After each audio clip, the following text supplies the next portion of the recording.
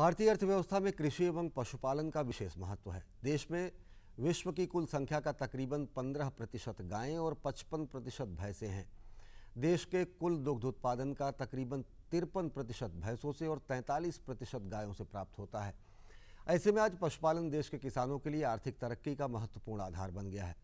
इसी बात को ध्यान में रखते हुए पशुपालन एवं डेयरी अनुसंधान के क्षेत्र में काम करने वाली संस्था ने हाल ही में दुधारू नस्लों के सुधार, पालन पोषण, स्वास्थ्य एवं आवास प्रबंधन जैसे बिंदुओं पर केंद्रित एक वेटनरी शोध आधारित कॉन्फ्रेंस का आयोजन किया, जिसमें पशुपालकों को सूखे चारे की समस्या से निजात दिलाने जैसी समस्याओं पर विकल्प सुझाए गए। पेश है हमारे संवाददाता ओपी यादव की ये खास रिपोर्ट। कृषि एवं पशुपालन देश की ग्रामीण अर्थव्यवस्था का महत्वपूर्ण आर्थिक आधार है। राष्ट्रीय अर्थव्यवस्था में पशुधन क्षेत्र के बढ़ते महत्व को देखते हुए घरेलू पशुओं के जीवन और प्रजनन को वैज्ञानिक तरीकों से बढ़ावा देने के लिए भारत सरकार लगातार प्रयास कर रही है। इसी क्रम में पशुधन विकास और अनुसंधान के क्षेत्र में बीते 25 सालों से शोध कर रही आयुर्वेद संस्था ने हाल ही में एक प्रेस कॉन्फ्रेंस का आयोजन किया। इसमें दुधारू पशुओं के बेहतर पालन पोषण व देखरेख के जरिए दुग्ध उत्पादन को बढ़ाने के साथ साथ उनके लिए हरे चारे की समस्या से निजात पाने जैसे कई बहुआयामी विकल्पों पर चर्चा हुई। कृषि को और आपके पशुपालन को जोड़ के कैसे ये सस्टेनेबल बन सकता है, जिसमें आपको ऊर्जा मिलेगी, उसमें आपको खाद मिलेगा। मोदी जी ने भी कहा है कि भाई आप सब बीच में पेड़ उगाओ, औषधियाँ उड़ाओ, औषधियाँ का भी वहाँ पर अगर कर सको तो करो। तो ये भी हम कोशिश कर रहे हैं। बदलते दौर में पानी की किल्लत, सूखे की समस्या और कम होते हरे चारे के विकल्प के तौर पर आयुर्वेद वैज्ञानिकों ने इस कॉन्फ्रेंस में एक Ayurveda Progreen hydroponics green house machine का प्रदर्शन भी किया। इस मशीन में बिना जमीन के कम पानी में उच्च गुणवत्तापूर्ण भरपूर पोषक तत्वों से युक्त हरे चारे का उत्पादन किया जा सकता है। विशेषज्ञों के अनुसार ये मशीन खेती योग्य कम होती जमीन और सूखा प्रभावित राज्यों के पशुपालकों के लिए एक वरदान है। इस पे लगातार हम लोग रिसर्च करते रहे। आज वो मशीन लगभग 18 लाख रुपए की हो गई है। वो करीब 250 से 300 केजी हर क्रॉप का अलग अलग आता है। मक्का उगाएंगे तो 500 केजी तक आ जाएगी। अगर हम गेहूं की वीट ग्रास उगाएंगे तो 250 केजी तक आ जाती है।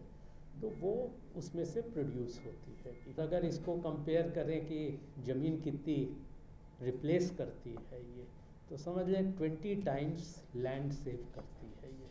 इस अवसर पर आयुर्वेद ने अपने 2 दशक से भी ज्यादा समय के स्वर्णिम सफर के दौरान किए गए शोध और अनुसंधान पर आधारित एक हर्बल कैलेंडर को लॉन्च करते हुए देश के पशुपालकों को इसे समर्पित किया। जड़ी बूटियों की पारंपरिक एवं वैज्ञानिक जानकारी से युक्त ये कैलेंडर किसानों, पशुपालकों और आम नागरिकों के लिए काफी मददगार साबित होगा। हमारा उद्देश्य है कि भाई जो पौधों का, औषधीय पौधों का जिसका ज्ञान नहीं है, तो ये ज्ञान कम से कम सामने लाया जाए और ये कॉलेजेस में और जहाँ जहाँ पढ़ाई हो रही, जो नए स्टूडेंट नए जो निकल रहे हैं, उनको भी ज्ञान इससे मिले और आगे इससे बढ़े।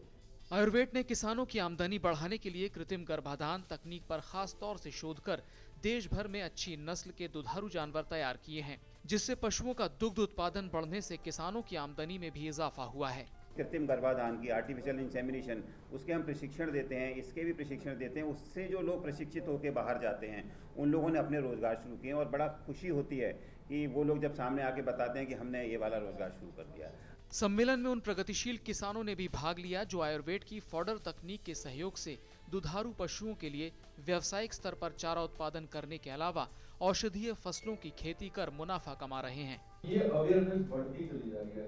अब तो एक टाइम ये आ गया है कि हर पार्क पे, हर चौराहे पे ये बिक रहा है, तो इसमें लोगों की भी अवेयरनेस बढ़ रही है, बिजनेस भी बढ़ रहा है, हेल्थ भी अच्छी है।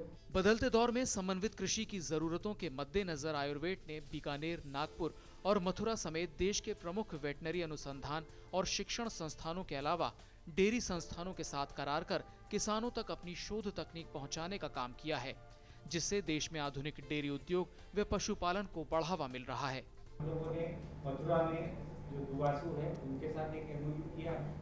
मासू जो नागपुर में है उनके साथ एक हम लोगों ने एमओयू किया है। बीकानेर जहाँ पर राजूवास है उनके साथ एमओयू किया है। टेरी उनके साथ एमओयू किया है। उद्देश्य एक ही है इसका इस तरह से हम लोग जो है किसान को अधिक से अधिक फायदा दिलाएं। आयुर्वेद आज भारत की सदियों पुरानी आयुर्वेदिक जड़ी बूटियों पर आधारित औषधीय वनस्पति को वैज्ञानिक तरीकों से सहेजने का काम कर रहा है, ताकि पुरातन महत्व की ऋषि मुनियों की पौराणिक ज्ञान संपदा को फिर से पुनर्जीवित किया जा सके। I would like to emphasize here is that each and every step in the development and manufacturing of the herbal formulations are based on the modern scientific tools.